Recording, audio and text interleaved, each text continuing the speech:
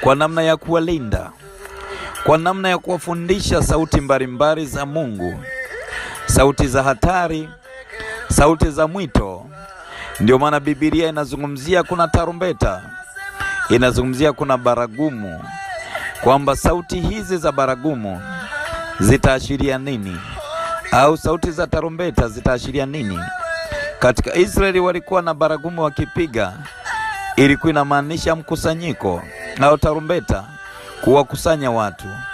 Hivyo ndivyo lazima kanisa la Mungu liweze kufundisha kile ambacho, kujua sauti za Mungu. Ziko sauti za hatari, ziko ishara za hatari, ziko sauti za mwito, ziko sauti za mwaliko. Hivyo ndivyo Bwana anavyotumia viumbe sisi tujifunze.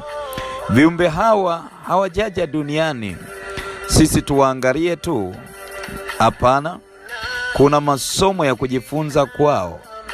Tunapojifunza, kuna kitu kinaingia kwenye maisha yetu.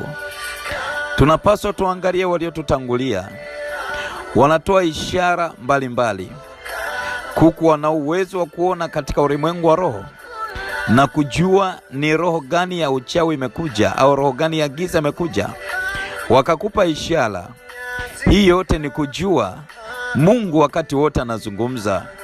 Mungu anaweza kuzungumza kupitia wanyama unaowafuga. Anaweza kuzungumza na wewe kupitia ndege ulionao, uliowafuga. Ndio maana wazee wa zamani walisema, nyumba yako isikose mfugo wa kukaa naye ndani. Huu mfugo utakupa taarifa au utakusaidia wakati wa vita vya kiroho. Kwa hiyo unapokuwa na mifugo, ujifunze kuwasoma, na Mungu atazungumza na wewe kupitia hao viumbe, kwa sababu ni viumbe waliotutangulia. Wanajua namna kulea, wanajua namna kutafuta, wanajua namna kutunza, wanajua namna kuishi, wanajua namna ya kuabudu. Ingawa hatuwezi kuelewa lugha zao, siku Mungu akikupa neema, muombe Mungu afunue. Kumbuka, viumbe nao wanatazamiwa kushuhudia kufunuliwa kwa hao wana wa Mungu. Kama wanatazamia, ina maana wana shauku ndani ya mioyo yao. Hiyo shauku imewekwa, ina maana wanajua yuko Mungu, na Mungu atakuja kufunua watoto wake ni akina nani, wana wake ni akina nani. Ni muhimu kwa mtu wa Mungu kuweza kujifunza elimu za viumbe, elimu za mazingira, maana Mungu anazungumza pia kupitia mazingira. Si siku zote Mungu atasema na wewe kwa kupitia sauti. Kuna wakati sauti hazitasema.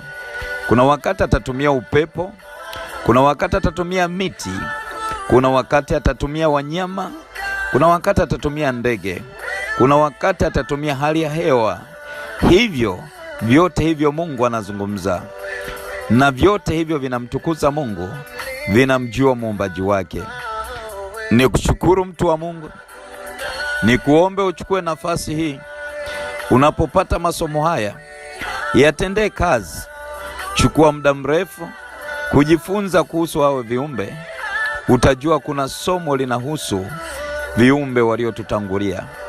Watasaidia kukuza kiwango chako cha kiroho, kiwango chako cha kiimani, kiwango chako cha kiufahamu, kiwango chako cha uelewa, na Mungu atakubariki. Shalom, shalom. Tukutane wakati mwingine. Amen.